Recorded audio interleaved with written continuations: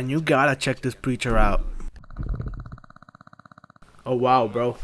And then there's the supposed evangelical Christians, those wishy-washy Christians who come Christmas time put ornaments on the Christmas tree. It's the work of the devil. Is he being overdramatic?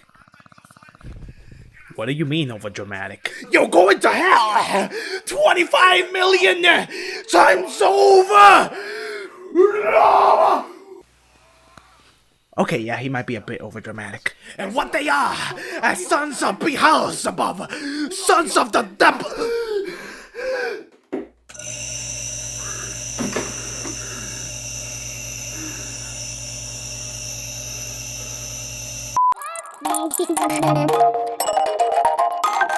What's up, you guys? So today we're gonna be talking about my top 5 tips that will instantly make you better at preaching. So if you have to preach tomorrow and you see this video today, by tomorrow you're gonna be a whole different kind of machine, bro. Like a whole different preacher, man. Because you're gonna look a lot more professional and with more experience. Because in this video I'm gonna share all my experience and all my thoughts and knowledge about preaching. There was a year in my life, about 2016, where I preached more than 100 times in 1 year. And this last year I've been picking up preaching again. Glory be to God. And I know preaching is an art, so it means it's subjective. What I find to be a good preacher might not be what you consider to be a good preacher, but I tried to make these 5 tips as objective as possible. So these are 5 things that no matter your preaching style or maybe your preaching background, you can apply these 5 things and instantly become a better preacher. So if that sounds interesting, let's head to it.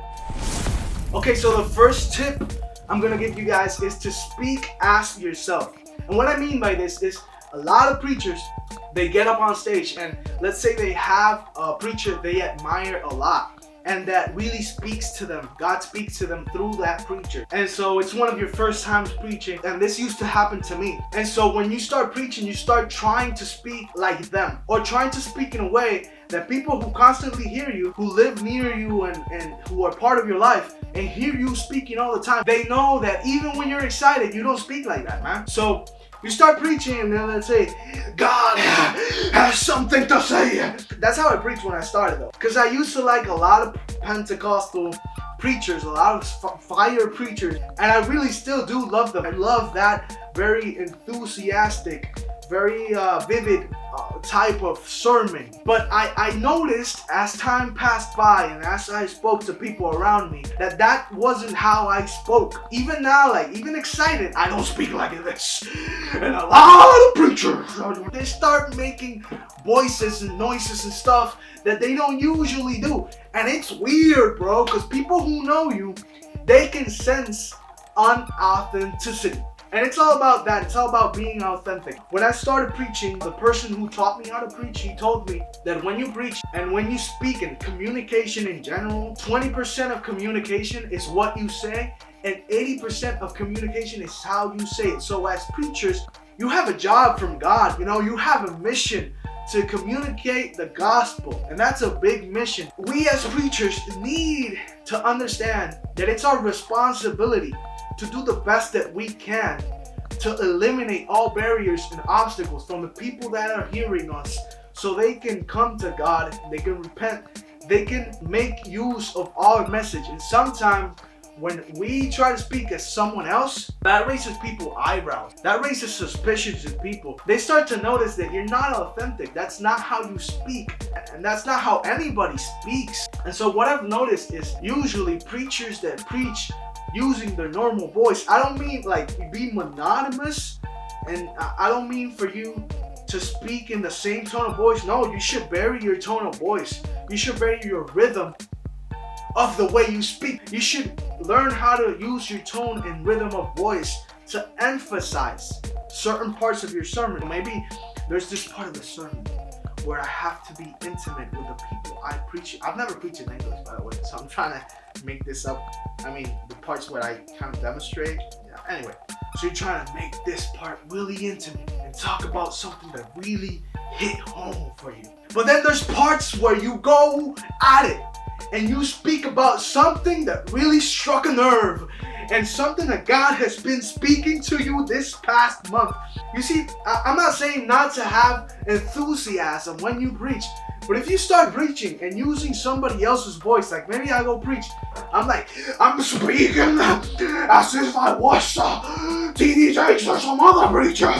That's not how I preach. That's not how I speak, bro. So people are gonna hear me, they're gonna know that's not my voice. And same thing with you, man. Like, this is something people usually don't think about, and so they don't notice it. But I'm telling you, man, if you want to be a better preacher, watch out for these things and try to better them in yourself so people know and people understand your authenticity. Second tip, stop using filler words or phrases. A lot of times we get nervous when we have to go up on the altar or on stage and talk to people. Maybe it's our first time, or maybe it's one of our first times, or maybe it's a strong message. It's a hard message to hear, and it's even hard for you to preach. And sometimes as we're preaching that message, as we're trying to put our thoughts in order so we can communicate it effectively, when that happens, we start to use filler words and phrases. Like, let's say I'm preaching about God's love, and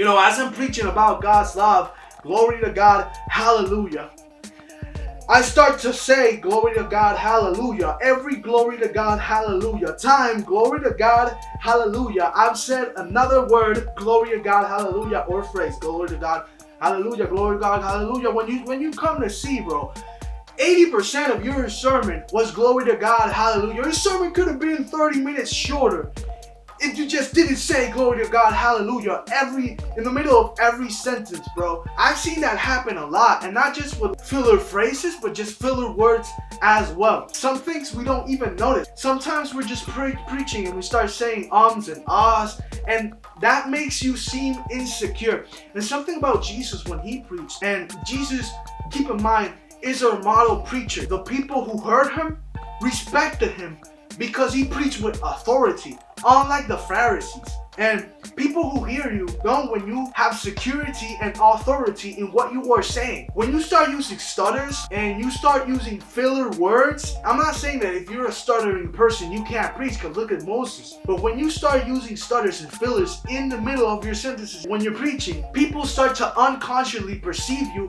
as someone who's insecure of what they're saying. Just by eliminating filler words and stutters, which you don't have to replace with anything. You could just leave a silence in the middle of what you're saying, in the middle of two paragraphs.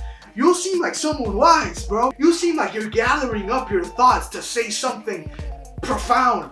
Like, let's say I'm talking about God's love. Instead of going glory to God, hallelujah, every time I'm talking about God's love, for God so loved the world that he gave his one and only son, so that all who will believe in him would not perish, but will be saved for eternity.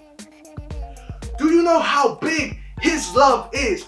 You see what I did there? It's better to have silences. They're not awkward, bro, if you're preaching. And even if it's loud, someone's gonna shout something. It'll get people more involved, is what I'm saying.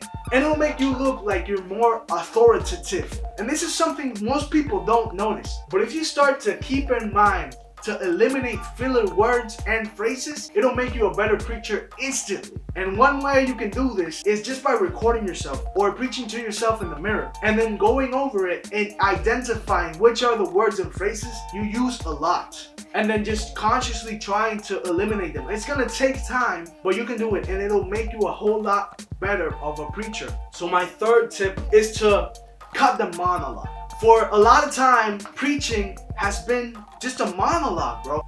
Unidirectional thing where the preacher or the speaker just imparts into the hearer's mind, just delivers his message into the people that are hearing him, and that's it. So what I've noticed is that the more you get people involved in your message, the more it's not just a one-way thing. The more people can react and interact and actually be engaged or involved with what you're saying, the more they keep when they leave church or when they leave the place that you're preaching. After the sermon, they're gonna retain a lot more of your message if they were mentally, emotionally, and spiritually involved in what you were saying. What happens is when you monologue, when you're just saying things and saying things and saying things, just dropping knowledge bombs or whatever, onto the people that are hearing you, and you're not really like involving them in the art of preaching, the more people tend to distract, the more people tend to forget what you said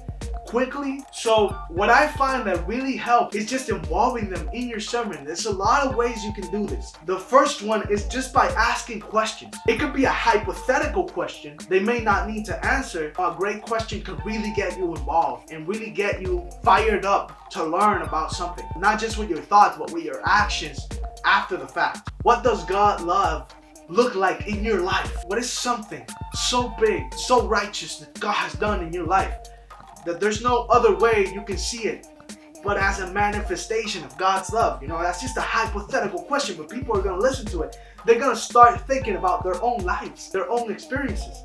And now they're emotionally and mentally involved in what you're saying versus just you speaking about your own experiences, speaking about the Bible, what it says about God's love, teaching, and not really asking people to get involved in your sermon. And so that takes us to the fourth tip, which is to illustrate your messages. A lot of times we forget how powerful it is to have an illustration, image that people take home and that drives home the message for people. So let's say I'm preaching about Indiana Jones, which I know has nothing to do with the Bible. I could just stand there and talk about Indiana Jones, about his movies, about this next movie that's coming up. Or I could get dressed with the hat and the whip, just go dressed as Indiana Jones, or 3D print of the idol from the temple or something. And that's gonna get people a whole lot more involved versus me just standing there talking about it, because I illustrated it. It gets people more into what you're saying. Illustrating your sermon can be as easy as making a presentation, like a PowerPoint presentation with the verses in your sermon, or just bringing images, or just doing like a cover with the title of your sermon and a powerful image. That's gonna drive it home for some people. It's gonna get them a whole lot more involved in what you're saying. You can use videos, you can use pictures, you can bring people and do some pantomime, have a dramatic sequence, you can have a video introduction, you can bring people in and do some, get creative with it. The more creative you get, the more you illustrate and give people images. An image says 1,000 words. That's a saying, and it's totally true, especially when it comes to your sermons, when it comes to your messages. You can say a whole lot more by just illustrating something than you could if you spoke for 30 minutes about that something. And just keep that in mind, and don't be afraid to use the power of images and illustrations in your next sermon. And the last tip, which is probably the most controversial. Hey bro, if you find this video interesting, drop me one of these down here, and don't forget to subscribe. I do videos every week on this channel about the Bible and about how you could be a better preacher, a better leader, and better serve your community and deepen your connection with God. So that's every week a video about that. So if that's something that sounds interesting to you, don't forget to subscribe and hit the bell, and let's get back to the video. And the last tip, which is probably the most controversial, but I'm going to say it anyways, is to be short and sweet with your sermons. A lot of people think you're a lazy person if you like short sermons, or they think a sermon should be this long thing that just drags out. The truth is, people's attention span, especially with social media, has gone down to like 5 to 8 seconds. So if you don't grab someone's attention in 5 to 8 seconds, you lost them, man. And with sermons, which you're sitting there, you're probably just listening to the person. You have this atmosphere of listening to someone speak. Studies show and research shows that the attention span for average churchgoer or average person who listens to a sermon, it goes down as age goes down. So if it's 15 to 25, which is probably how old you are and how old the people you're going to be preaching to are, the youth has probably like a 25-minute attention span for a sermon. Maybe some older people may have 45 minutes of attention. So you got a period of 25 to 45 minutes to say what you're going to say. And what I believe is if you can't say something in 45 minutes, you can't say it at all, man. So there's no need to drag out a sermon if something can be said in 25 minutes, 45 minutes or less. It's really rare when I listen to a sermon that's 1 hour and 30 minutes long, and I go like that had to be an hour 30 minutes. Because if he didn't take the time he took, he wouldn't have been able to illustrate what he was trying to say. Maybe 2 times in my life I've listened to 90-minute sermons, which at the end I go, this had to be 90 minutes. Because he couldn't have, like, everything he said was necessary to say. But a lot of times we just waste time saying things that are not completely necessary to our sermon. So we could just go over our notes and go over what we're going to say and just take out the parts that are not completely necessary. Don't be afraid to shorten your sermon and keep it within that attention span margin of people. It's gonna challenge you as a preacher to be more precise with the words you choose and the way you say them, especially when you're there and you're preaching. You know, you're in the moment, right? But also, it's gonna challenge you to be more prepared. Because the more prepared you are, and this is something I've noticed, like the better of a preacher you are, and the more prepared you are, the shorter your sermons are gonna be, man. You have to be a sharpshooter with your words. Also, something I've noticed, it's better to have people miss you than get tired of you. It's better for them to end the sermon wanting more than for you to end the sermon and then just being sick of listening to you, man. So you should always leave the people who are listening to you wanting more. So be short, be sweet, and then be gone. And believe me, that challenge is gonna take your sermons to a whole nother level, man.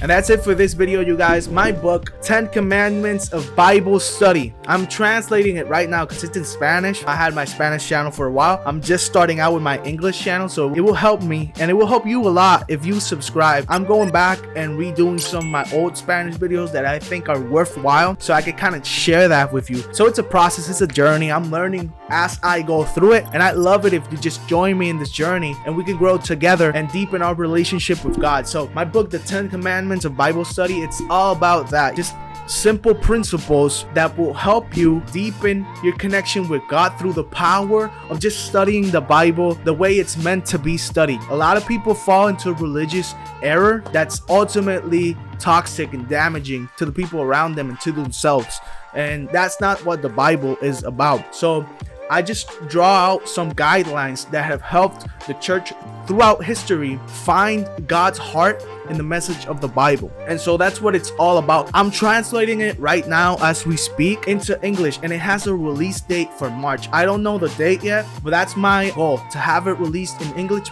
for March. So stick around for that. Stick around for the 10 Commandments of Bible Study. I independently published it, so I'm doing all this work by myself, plus the videos, plus some stuff I got going on in my life. But for March, it's gonna be out there. Keep an eye out for that. And you know, I love you guys, and I'll see you in the next video.